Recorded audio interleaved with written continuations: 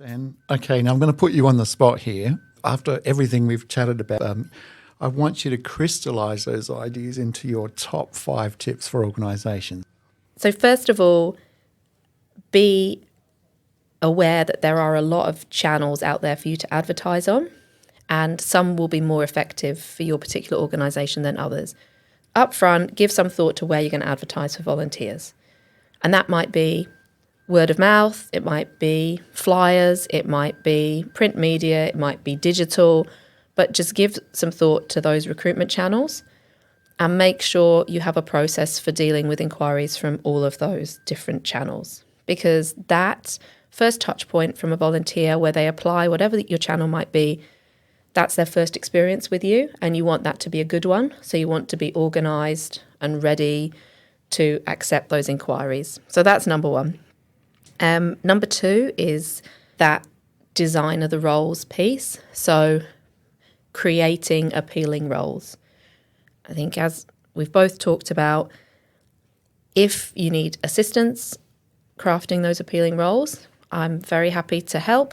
And I'm sure that David is equally happy to help. But yeah, trying to craft appealing roles is again, a very important one. The third one is, I think, probably a little bit left field, which is how can you innovate?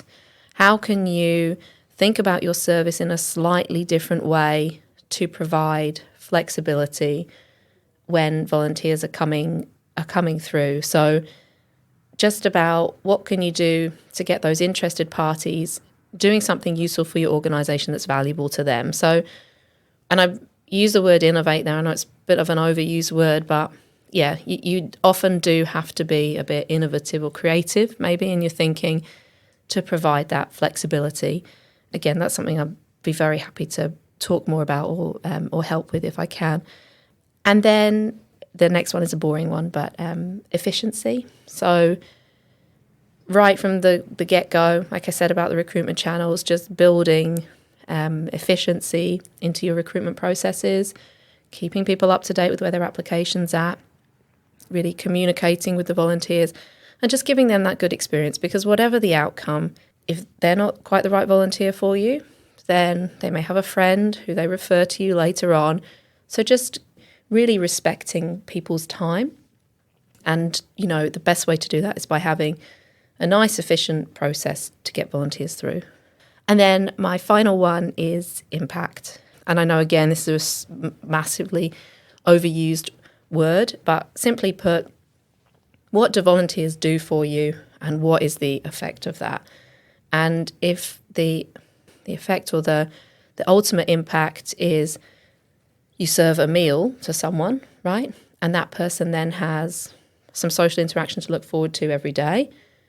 Think about how you package that up into something fairly, hard-hitting in terms of an outcome. So that is reducing social isolation and loneliness, but using that phrase might not be particularly appealing to a volunteer. So instead, think about it as serving this meal to this person on this day.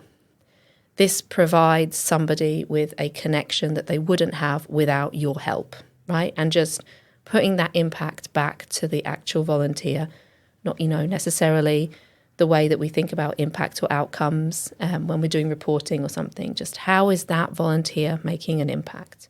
Yeah, so that's 5. Appeal, efficiency, innovation, impact, and the first one was solid recruitment process. That is great, Roxane. Thank you so much. There you go. There's your top 5 tips for recruiting and advertising.